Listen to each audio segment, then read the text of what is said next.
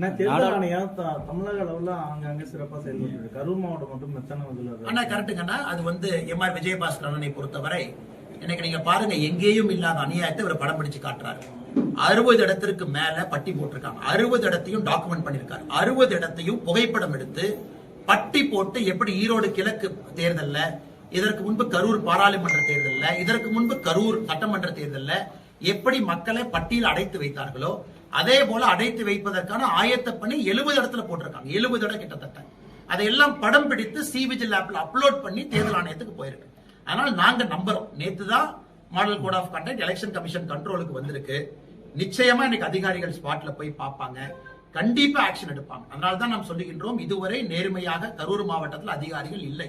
West பெங்கால்ல ஏன் chief செக்ரட்டரியும் DGP இன்னைக்கு காலையில மாத்திருக்காங்க. அதனால தேர்தல் ஆணையத்துக்கு எல்லா அதிகாரமும் இருக்கு. அதனால் கரூரை பொறுத்தவரை நாங்க முறைப்படி எப்படி சொல்லணுமோ அதை சொல்ல போறோம், ஆதாரத்தோடு சொல்ல போறோம்.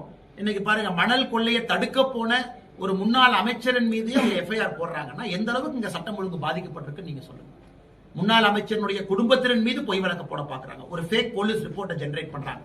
அதனால் கரூரை பொறுத்தவரை இந்த முறை மக்களுக்காக பணியாற்றக்கூடிய, இந்த பகுதியில் தொடர்ந்து உழைக்கக்கூடிய, நமக்கு எல்லாம் அமைச்சராக இருக்கும் பொழுது பெருமை தேடி கொடுத்த அண்ணன் எம்ஆர் விஜயபாஸ்கர் அவர்கள் வெற்றி பெற வேண்டும் என்று எல்லோரும் ஒருமித்த கருத்தில் இருக்கும். ஏன்னா இந்த மோசமான விஷக்கிருமித்தனமான அரசியலை கரூர்ல திரு செந்தில் பாலாஜி ஆரம்பித்து எல்லா இடத்துக்கும் கொண்டு போக பாக்குறாரு. அது கரூர்லயே திரும்ப முடிவு பெற